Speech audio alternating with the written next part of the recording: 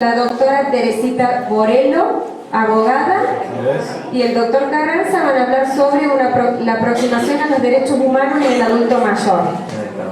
Bueno, lo recibimos con un aplauso a los dos.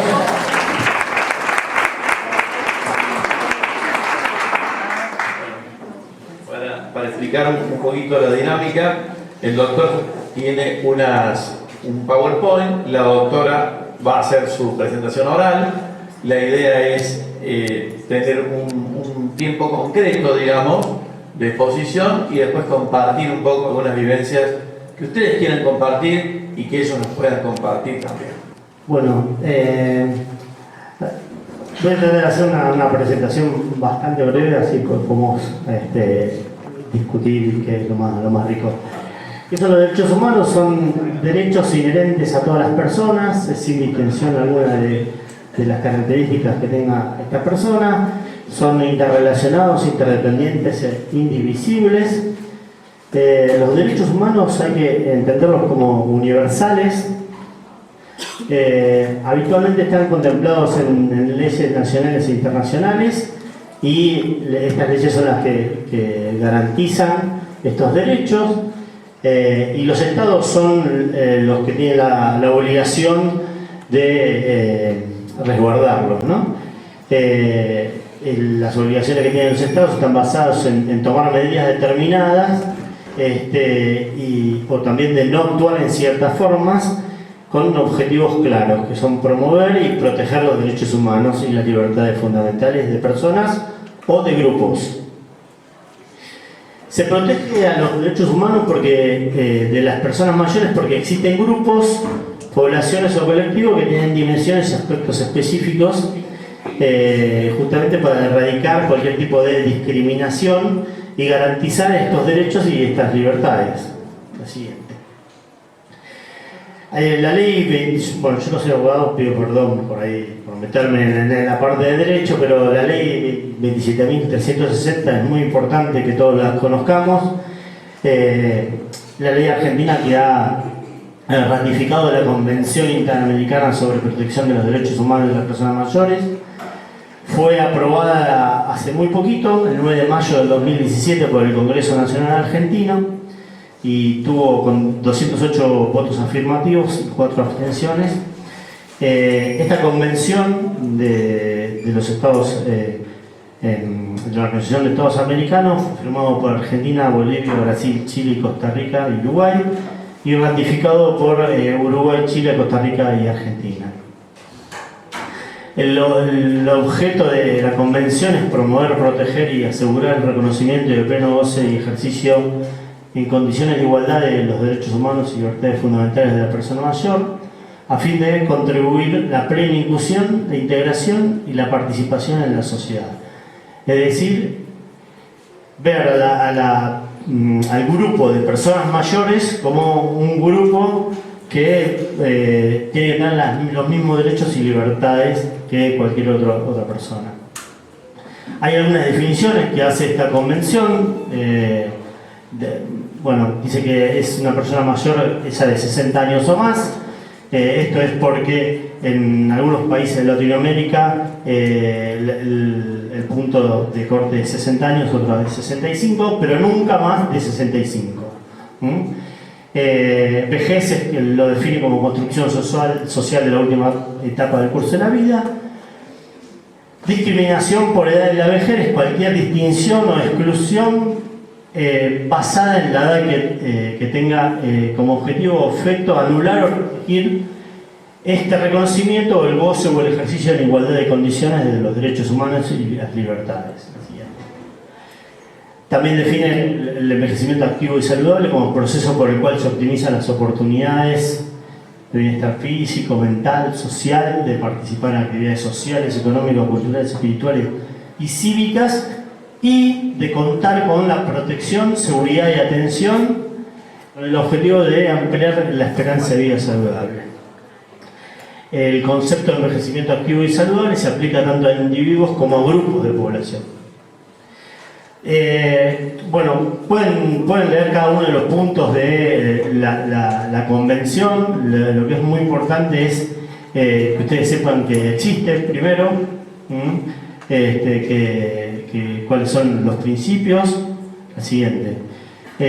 Los principios destacados son la valorización de la persona mayor, el papel en la sociedad y la contribución que tiene esta persona para el desarrollo de esta sociedad, la dignidad, independencia, protagonismo y la autonomía de la persona mayor, la igualdad y no discriminación, la participación, la integración, la autorrealización y todos distintos principios que se destacan. Perdón, el anterior. Y esto que también es importante es que la responsabilidad del Estado y la participación de la familia y la comunidad en la integración activa de la persona mayor dentro de la sociedad, así como también el cuidado y la atención de acuerdo a la legislación de cada uno de los países. Los principales deberes de los Estados, según el artículo 4 de esta convención, es adoptar medidas para prevenir, sancionar y erradicar aquellas prácticas contrarias a la convención, que los Estados adoptarán las medidas afirmativas y realizarán los ajustes razonables que sean necesarios para el ejercicio de estos derechos, y adoptar y fortalecer las medidas legislativas. Por eso es que esta convención de los Estados, del organismo de Estados americanos, de la Organización de Estados Americanos, después tuvo que ser refrendada por una ley nacional, que es la ley que yo leí en el Congreso de la Nación. Y promover instituciones públicas especializadas en la protección y promoción de los derechos de la persona mayor y su desarrollo integral. Bueno, los derechos protegidos son un montón. Ahí está listado, no lo voy a leer uno por uno, pero son todos los derechos de las personas mayores que esta convención los protege. La siguiente. Muchos de los cuales actualmente están vulnerados. Siguiente. Y me gustaría finalizar con esto, ¿no? Un poco lo que estábamos charlando es que tiene que ver mucho el derecho humano a cómo nos gustaría morir y lo que hablamos antes de las directivas anticipadas. La muerte es inevitable, es lo único que tenemos seguro en la vida, todos vamos a morir. Solo pensar en esto produce angustia y ansiedad y nos hace ser conscientes de lo vulnerable que es la vida. La siguiente. Y lo fundamental es proteger la dignidad de la persona contra el tecnicismo que tiene el riesgo de ser abusivo. El derecho a morir no significa derecho a buscar o a procurar la muerte cuando se desee, sino el derecho a morir con serenidad, con tranquilidad, acompañado, sin dolor, sin síntomas.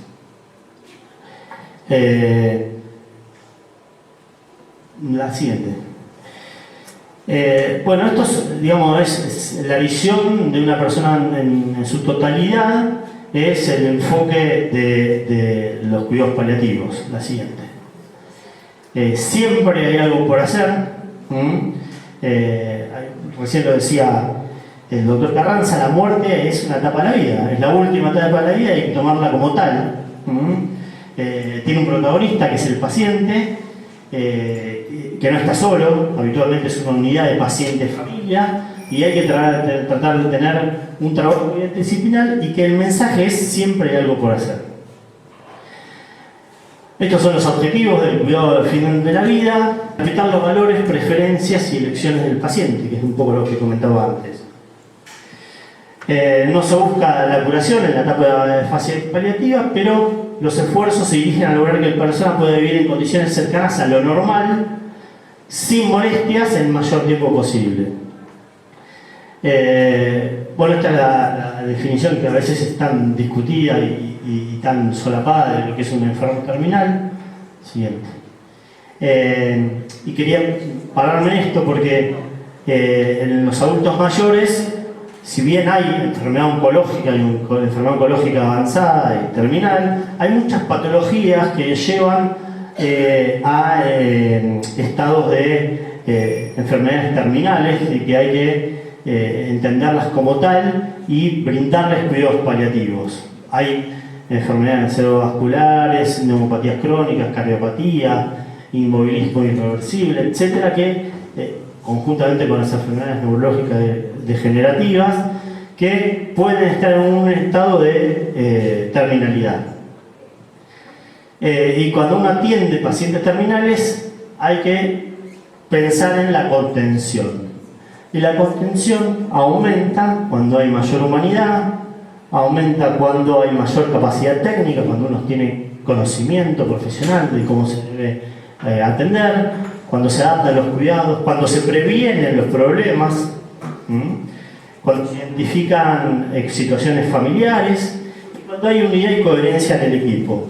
Y esta contención disminuye cuando el paciente siente que se abandona, pues lo comentaban, cuando no hay diálogo o se impide el diálogo por alguien de cercano al paciente, cuando se impone un tipo de atención y no otra, cuando se percibe desunión en el equipo y cuando hay una lucha entre el equipo y la familia. Siguiente. Bueno, justo recién hablaba de la verdad, ¿no? Son puntos clave, ¿no? La verdad, la familia, los síntomas y el hablar de la muerte. Y la verdad tiene el manejo de la verdad, justo recién estaba Hernán hablando de esto, es un punto clave, ¿no?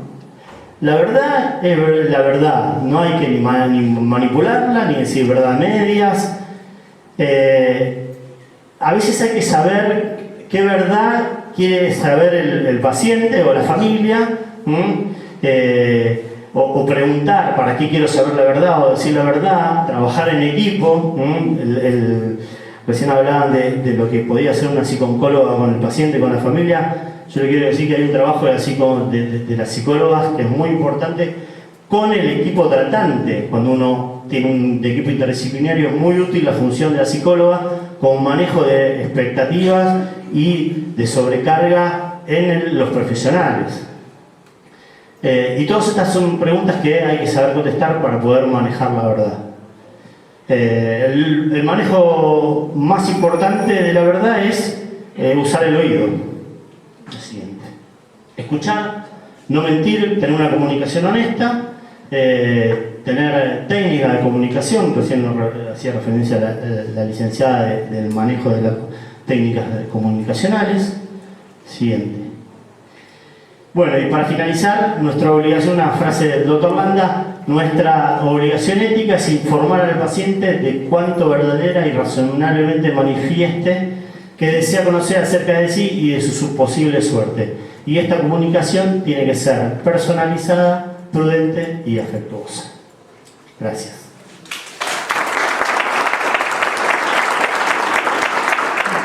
Muy bien. A propósito de esto, de lo que dice el doctor Matías, sumándome en esto, algo clave que dijo el doctor, la escucha es lo más importante, ¿no? Dentro de este contacto interdisciplinario. Todos vamos a tomar algún dato de la realidad de este paciente. El paciente va a elegir con quién hablar, nos va a estudiar a todos primero, ¿no? El paciente paliativo, postrado, el que está en la camita, el que está ahí va a seguir, nos va a estudiar a todos. Porque él aterrizado en un lugar donde no pidió venir, como decíamos, hay un tiempo de adaptación, tanto del paciente para con el equipo como del equipo para el paciente.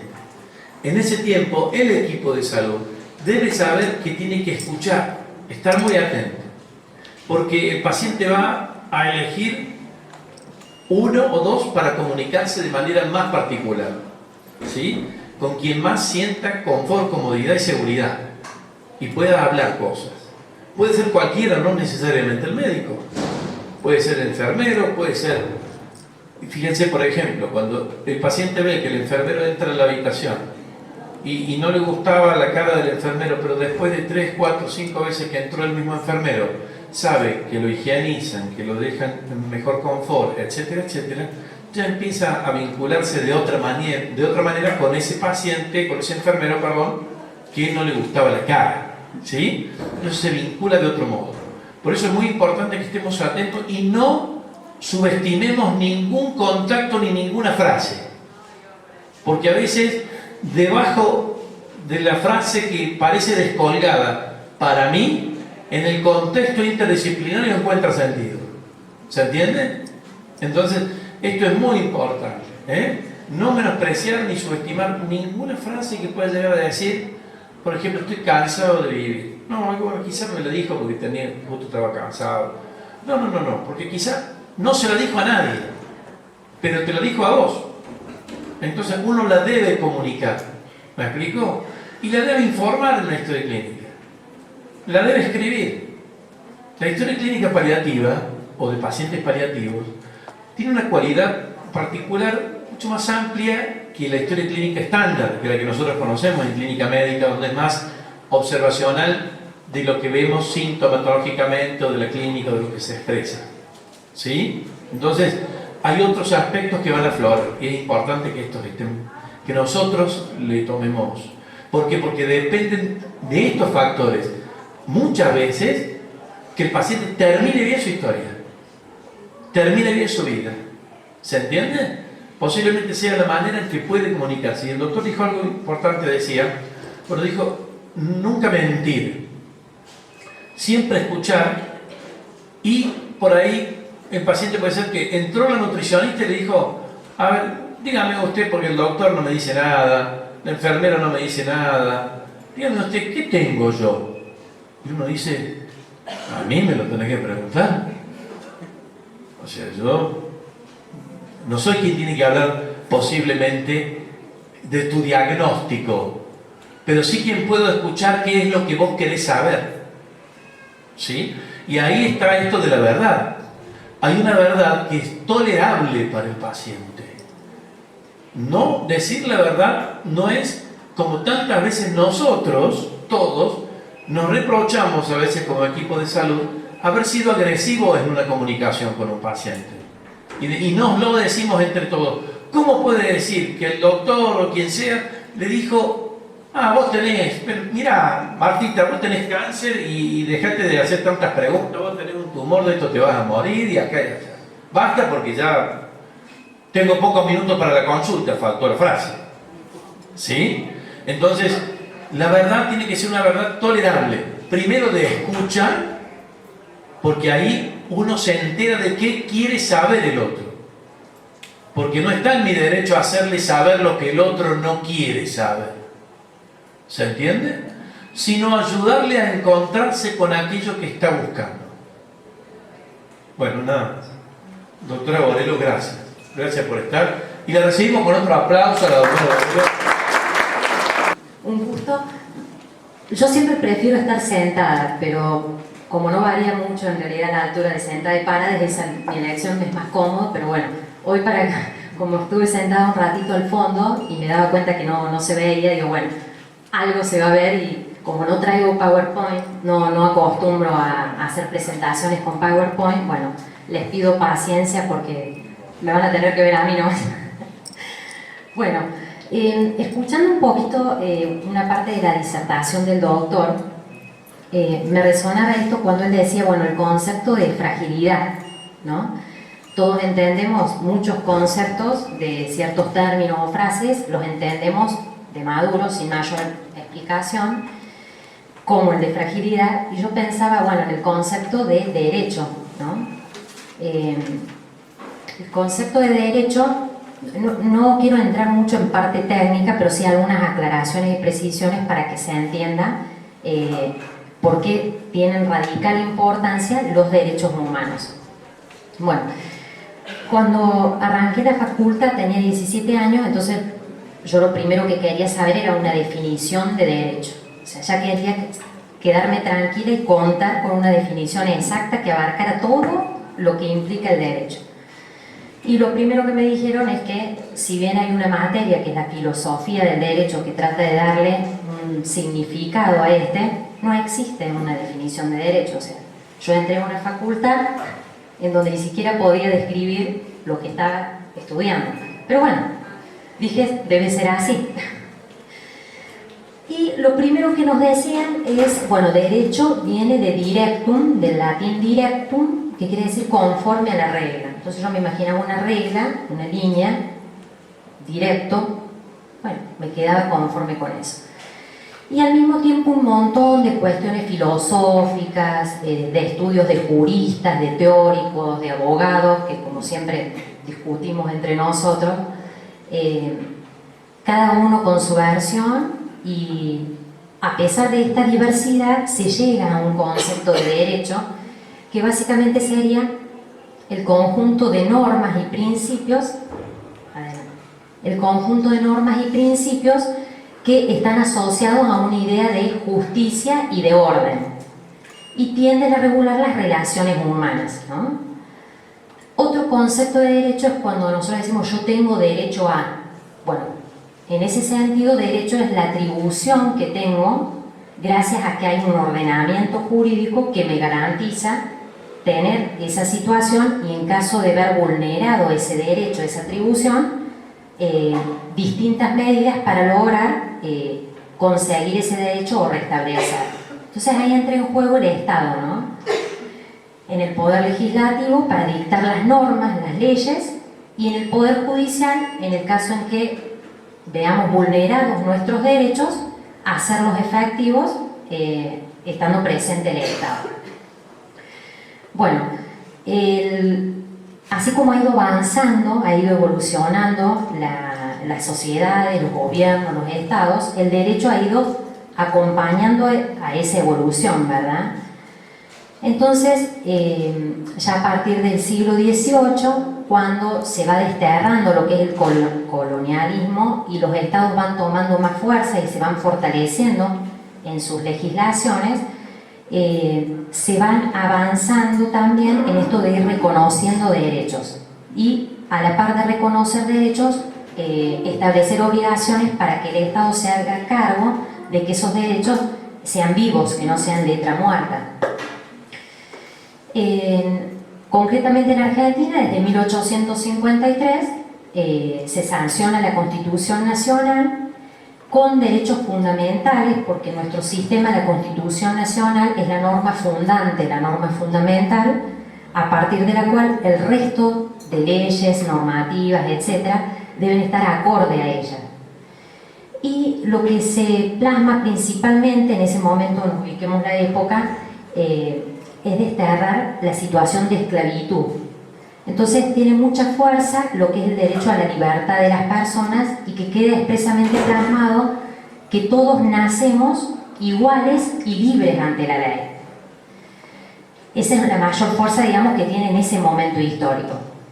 Y así en los distintos países.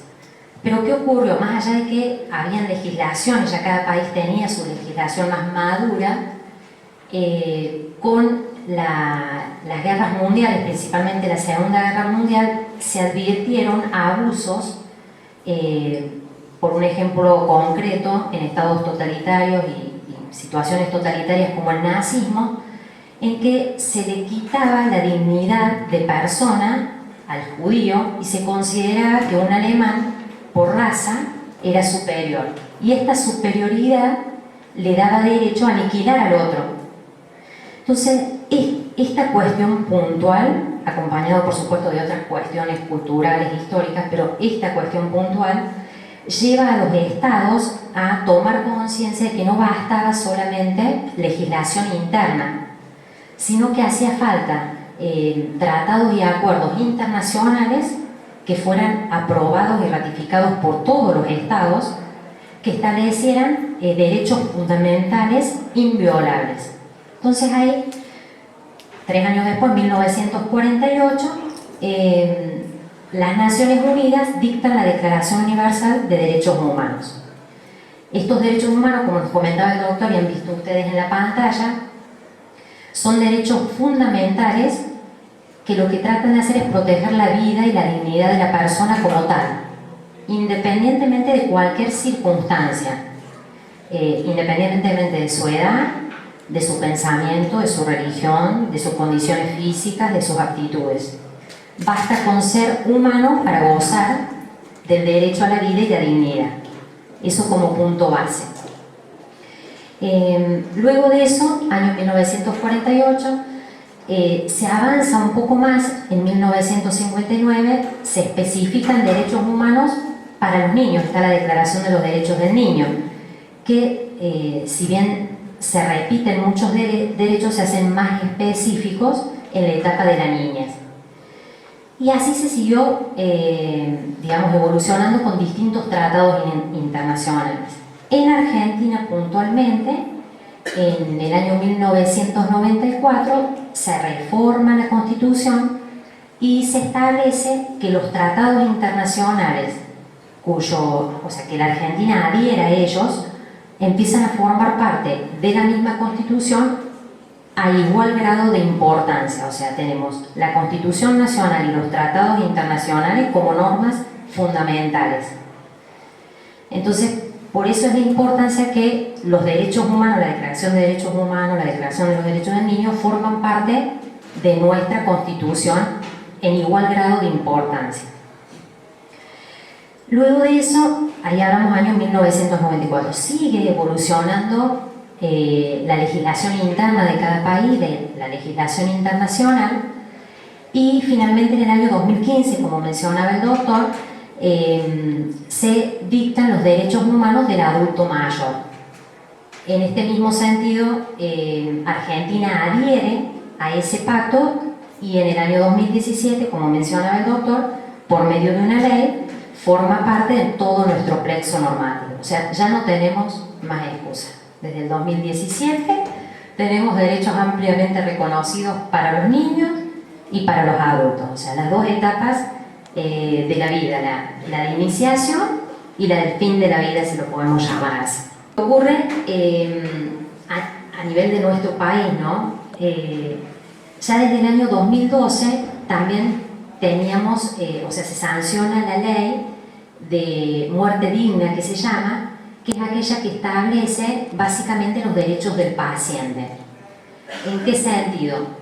En el sentido de especificar claramente a qué información debe tener acceso un paciente para poder tomar participación en las decisiones que hacen a su vida y su salud.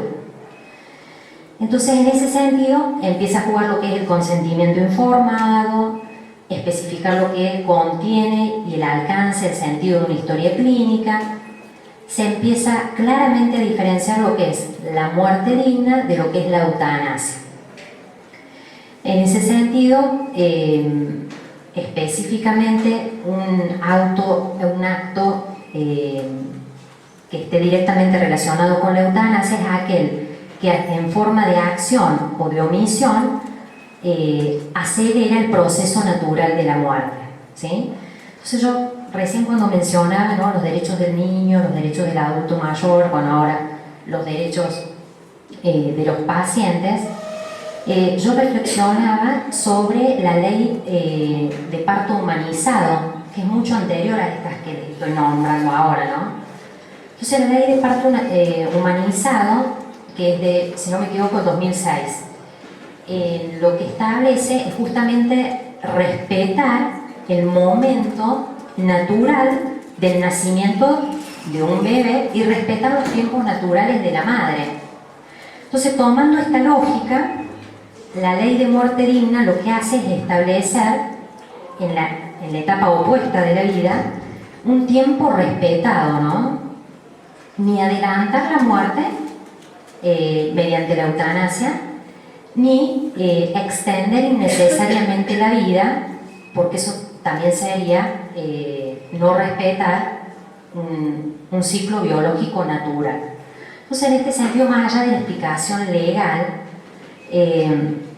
lo importante es que los equipos de salud tengan plena conciencia de esto. O sea, en esto, para respetar el derecho humano de la vida y de la salud, reconocido legalmente por todo lo que ya les comenté, no queda a criterio del médico o del equipo médico, no, para que no sufra hago esto. No, la evaluación no solamente es médica, moral, sino que también debe de incluir y no debe de perder de vista esta cuestión legal. O sea, no es le hago un favor, le ayudo, no, puedo estar cometiendo un delito de lesa humanidad. ¿Por qué? Porque estoy atentando contra un derecho humano.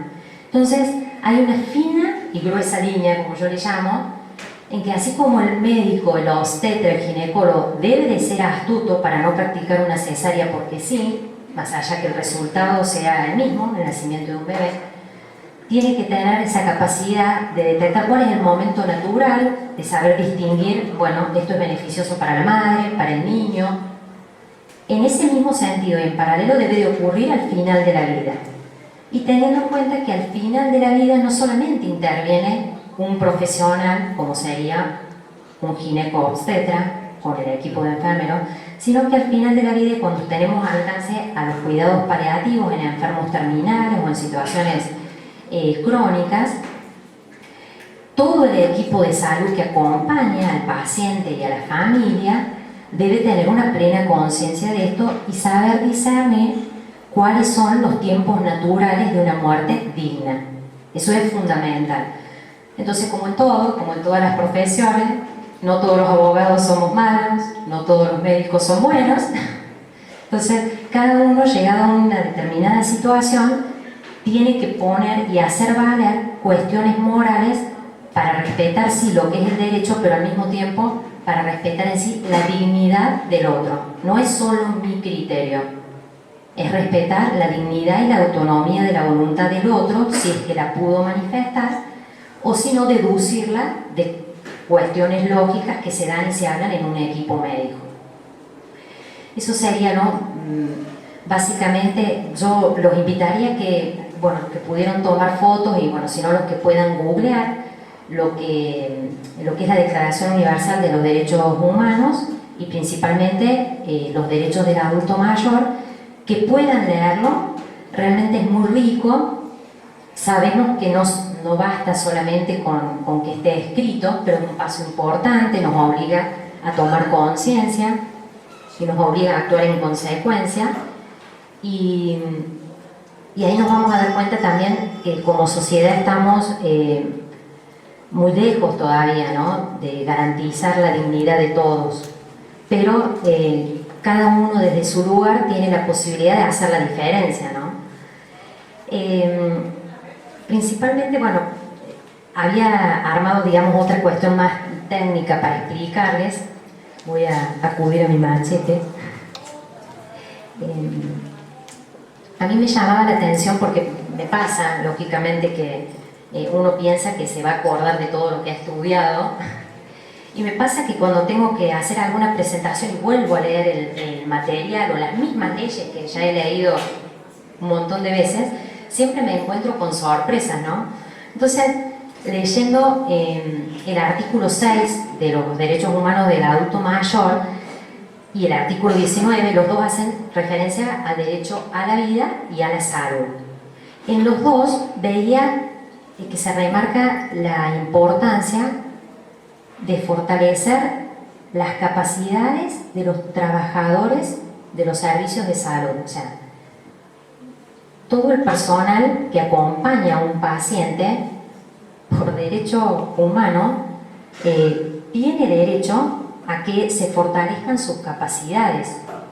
También tienen derecho a que se promuevan capacitaciones en las que puedan disertar con familiares, con otros profesionales. Y esto debiera de estar garantizado directamente por el Estado. En buena hora que, bueno, si el Estado no lo hace directamente, que hayan distintas instituciones como San Pablo o profesionales que acompañan y generosamente quieren ayudar en esta capacitación, pero no perder de vista la trascendental importancia que tiene la función y el rol que ocupa cada uno de ustedes en la vida de un paciente y en la vida de la familia del paciente. Yo me permito comentarles una anécdota que siempre me hace reír cuando la recuerdo. Cuando estaba terminando el secundario me gustaba todo: las ciencias naturales, ciencias sociales, ciencias exactas, me gustaba la parte artística, todo me gusta. Entonces dije, bueno, en definitiva lo que elija, como todo me gusta, va a estar bien. Claro, después me fui dando cuenta que no era solamente una cuestión de gusto, sino una cuestión de tener aptitudes. Evidentemente para lo artístico no tenía habilidades manuales, bueno, eso fui descartando. En el plano de las ciencias exactas me di cuenta que en realidad lo que me gustaba era la parte de enseñanza, de educación. Entonces, bueno, perfilando más para el lado de que se podía hacer esa misma tarea en otras ramas. En la parte de las ciencias naturales, lo que es ciencias médicas, me di cuenta que coraje no iba a tener, con lo cual yo les valoro, los aplaudo a todos los que trabajan en equipos de salud, porque el coraje y la dedicación hay que tenerla, así que yo no la tuve. Descartado, abogacía. Sí me venía regio porque el colectivo me dejaba de la puerta de casa a la puerta de la facultad. Yo dije, estamos listos. Pero voy a hacer el curso de orientación vocacional, un mes haciendo el curso. Mis compañeros todos felices salían con su hojita que decía, bueno, cuál era el interés de quien había participado, las carreras en relación a ese interés, materias de planes de estudios, campo de laboral de eso, ¿no? Todos felices. Y yo voy a retirar mi resultado y era un pergamino. Seguíamos con que me gustaba todo. Me miraban, se reían. Bueno, en definitiva, digo, las vueltas de la vida, bueno, me llevaron a estudiar abogacía, derecho, algo que cada día me apasiona más, pero también las vueltas de la vida siempre me hacen inclinar a las cuestiones de salud. Y siempre digo que más allá de lo que aprendí en la facultad o en los posgrados, donde más he aprendido es en casa. Porque, bueno, mi hijo más grande tiene parálisis cerebral severa, entonces desde que él nació, hasta ahora que tiene 10 años, constantemente yo estoy relacionada con equipos interdisciplinarios, que el médico, que el pediatra, neurólogo, nutricionista, los terapeutas, las enfermeras en casa. Entonces yo digo, bueno, siempre volvemos o sea, la vida me vuelve a dar la posibilidad de estar relacionada con el ámbito de la salud, me da esta posibilidad de poder contarles a ustedes lo poco que uno puede aportar desde el punto de vista legal y bueno, sin ánimo de extenderme más ni aburrirlos, alentarlos a que refuercen la responsabilidad en esto de cumplir los deberes que les corresponden a ustedes en relación a los derechos que tienen los pacientes y al mismo tiempo que también recuerden que para un paciente crónico lo más cercano y la gente de mayor confianza es la gente que lo atiende en su vulnerabilidad, en su pérdida de intimidad, en su pérdida de independencia. Entonces son soportes muy importantes que los tiene que alentar a que ustedes también dignifiquen su tarea y mediante ella dignifiquen la vida y la salud de los pacientes que les toca atender. Bueno, muchas gracias.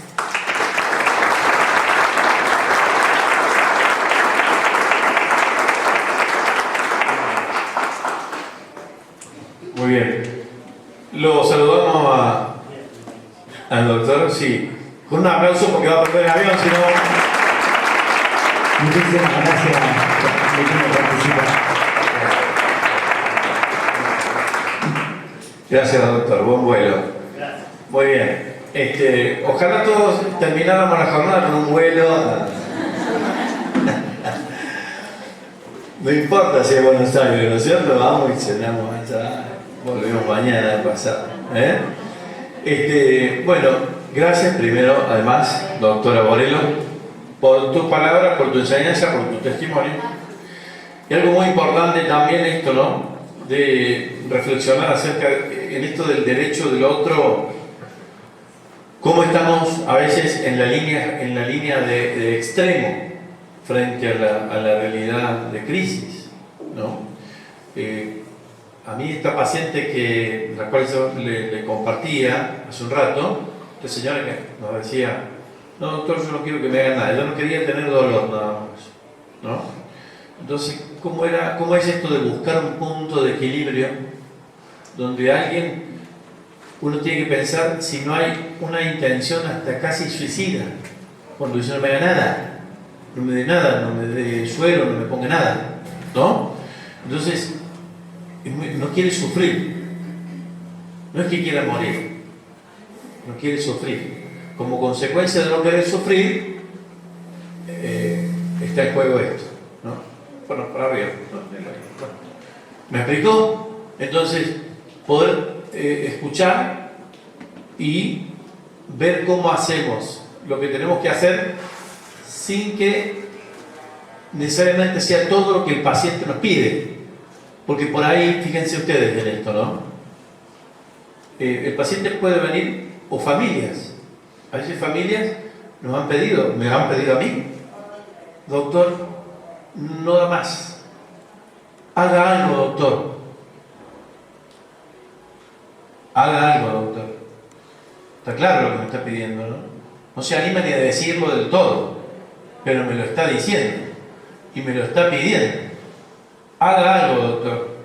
Haga algo, doctor. Queda claro, ¿no? Y no podemos porque nosotros no podemos ser Dios ante la vida del otro. Y uno decidir quién vive y quién muere. Un amigo terapista intensivo, fíjense, frente a una realidad de salud donde él trabajaba, me decía, en el interior, ¿no? Me decía, Hernán, estoy cansado, no doy más. ¿Qué te pasa? Estoy cansado de decidir quién vive y quién muere. Fíjense, ¿no? Este amigo mío es un tipo frío, un matemático, porque para ser un terapista hay que ser casi un matemático, digamos, ¿no? Pero me dice, estoy cansado de decidir quién vive y quién muere. ¿Y por qué? Le preguntaba yo, ¿por qué tenés que decidir eso?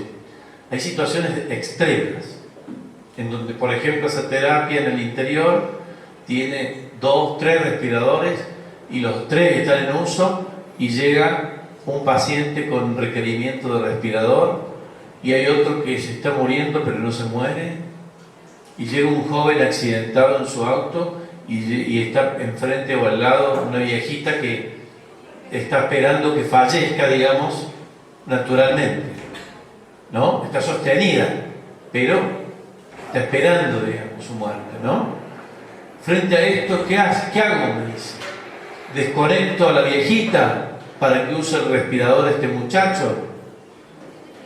¿O lo hago esperar al muchacho a ver qué pasa con la viejita? Estaba cansado de decidir quién vive y quién muere, ¿no?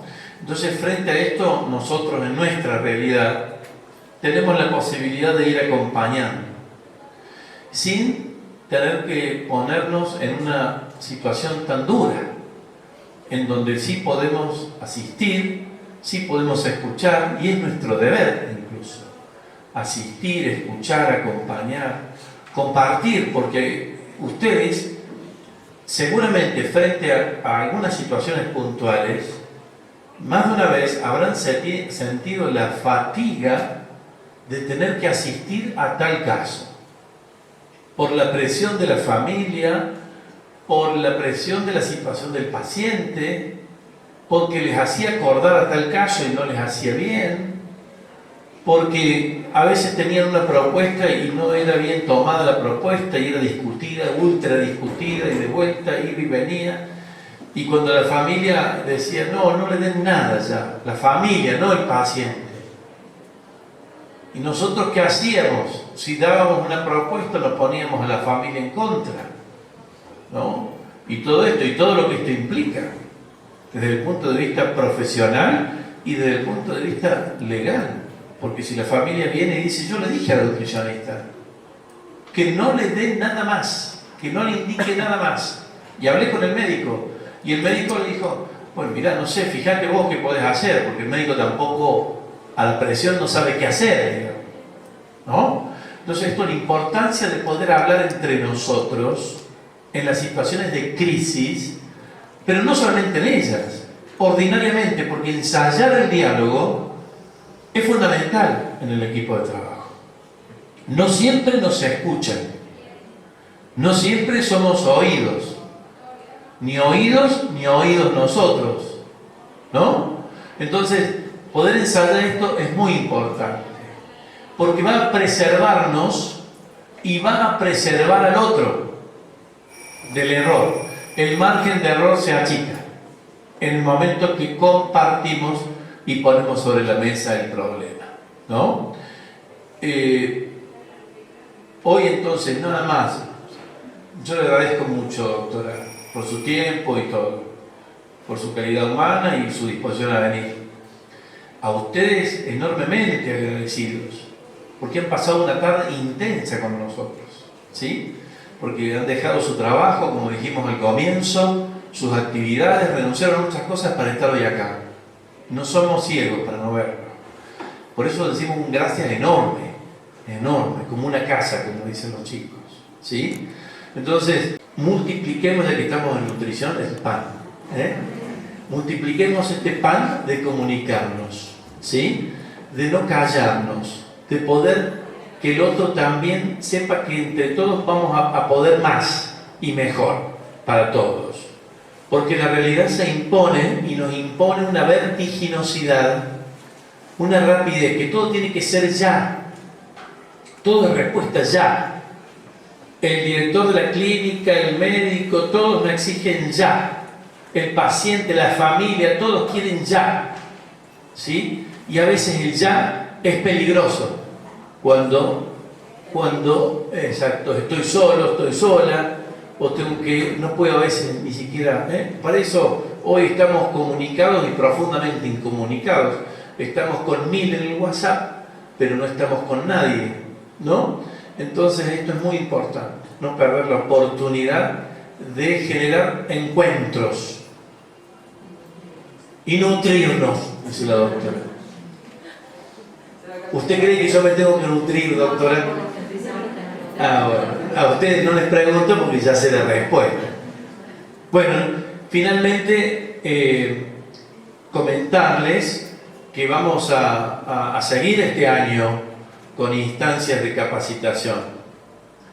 Son difíciles porque hacer algo, no digo, absolutamente gratis, no es así, porque gracias a Dios otros son generosos con nosotros, no en plata, sino con el hecho de venir, como el doctor, como el otro doctor, etcétera, la doctora y todos los que han estado. Ustedes en venir, los otros en participarnos de lo que saben. Pero está bueno nosotros también ser puentes con otros. En el año vamos a compartir, en lo que queda del año, distintas instancias de formación, de encuentro y multiplicación. San Pablo no puede morir en sí mismo, como ninguno de nosotros. El pan, si no sale de la canasta, no sirve, se seca, se llena de hongos.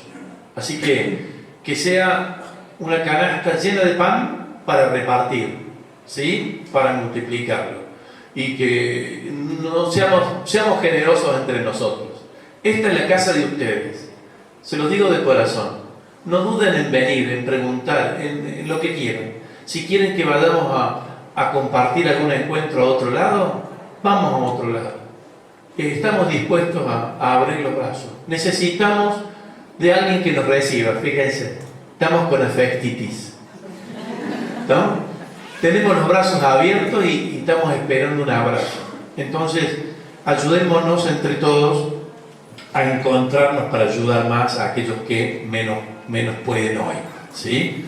Y que quizás cuánto debemos, ¿no? Nosotros, Así que bueno, que tengan un buen final, que podamos compartir una mesa un ratito acá. Espero que la pata venga, porque yo lo estoy mirando y todavía no viene, pero sí hay un quesito ahí. Así que tomen el queso y déjenlo un ratito, para que dure hasta que llegue la pata. Buenas noches, muchas gracias. Gracias.